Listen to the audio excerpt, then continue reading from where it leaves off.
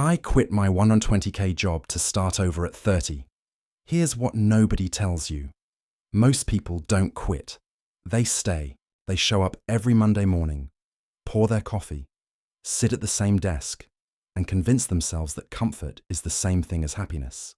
And the scary part, after a while you stop questioning it. You just go numb, and numb starts to feel normal. That was me. 29 years old, making more money than I ever thought I would at that age. Checking every box the world told me to check. The title, the salary, the 401k. And on paper, everything looked perfect. But at 11 p.m., sitting alone in my apartment, staring at the ceiling, I kept asking myself the same question. Is this actually the life I want? Or is this just the life I was told to want? The difference between those two questions will change everything. Here's what nobody talks about. The moment you start asking that question, and you can't stop. Because once you see it, you can't unsee it.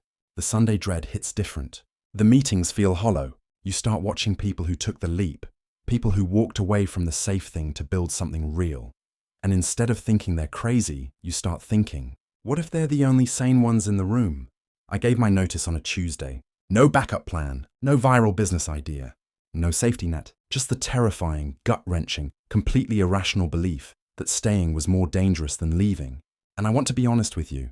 The first 3 months were brutal. I'm not going to sit here and tell you it was all vision boards and green juice and waking up at 5 a.m. feeling alive.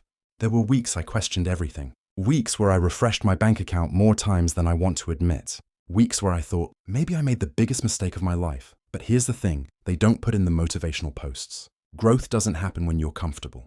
Growth happens in the in-between, in the uncertainty. In the mornings when you wake up with no title, no structure, no one telling you what to do, and you choose yourself anyway. That's where character is built. That's where you find out who you actually are. By month 4, something shifted.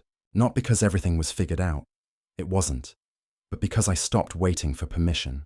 I stopped waiting for the right moment, the right amount of money, the right level of confidence. Because here's the truth. The confidence doesn't come before the action. The confidence comes because of the action. You don't find courage and then leap. You leap and courage shows up on the way down. What I gained wasn't just a new career. It was a new relationship with myself. I started making decisions from values instead of fear. I started measuring my days by energy, not just output. And slowly, not overnight, but slowly, things began to align in ways I never could have engineered from inside that office, playing it safe. Here's what I need you to understand. This video is not about quitting your job. Maybe your job is exactly where you're supposed to be right now. Maybe your leap is something smaller, a conversation you've been avoiding, a project you've been postponing, a version of yourself you've been afraid to become. The size of the leap doesn't matter. What matters is that you stop lying to yourself about what you actually want. You already know. You've known for a while. The question is whether you're going to keep talking yourself out of it, or whether you're going to do something about it. The life you want is not waiting on the other side of certainty. It's waiting on the other side of the decision, so make it.